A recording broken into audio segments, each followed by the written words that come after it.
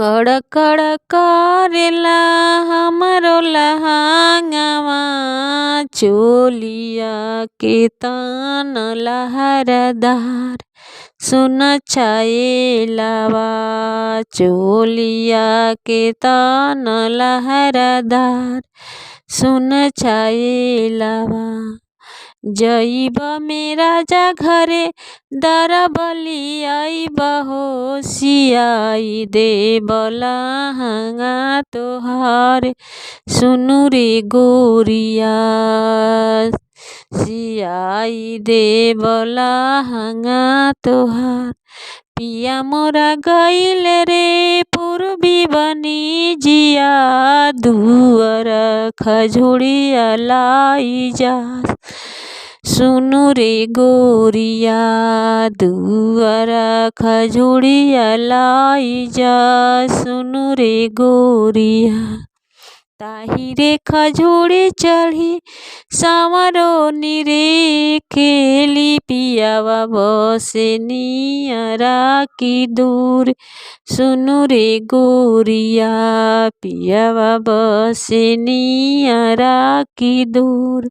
सुनु रे गोरिया, घोड़ावा चढ़ला अइले लहुरा देवरवा, के कर जो हेलु बाट।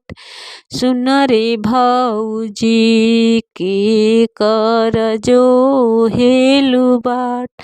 सुन रे भौजी, तोहरे सरीठे हउए पतरी बलमुआ, नहीं के जो हिले बाट। सुन रे छाएलावा, नहीं के जो हिले बाट। सुन छाएलावा, तोहरा के देब भौजी डाला भरी सोनावा, छोड़ी द बियहुआ के आस। सुन रे भौजी, छोड़ी द बियहुआ के आस। सुन रे भौजी, आगी त लगैब देवर डाला भरी सोनावा, नहीं छोड़ब बियहुआ के आस।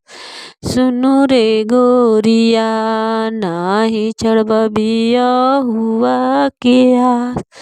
सुनु रे गोरिया, कड़ कड़ करेला हमारा लहंगवा, चोलिया के तन लहरदार।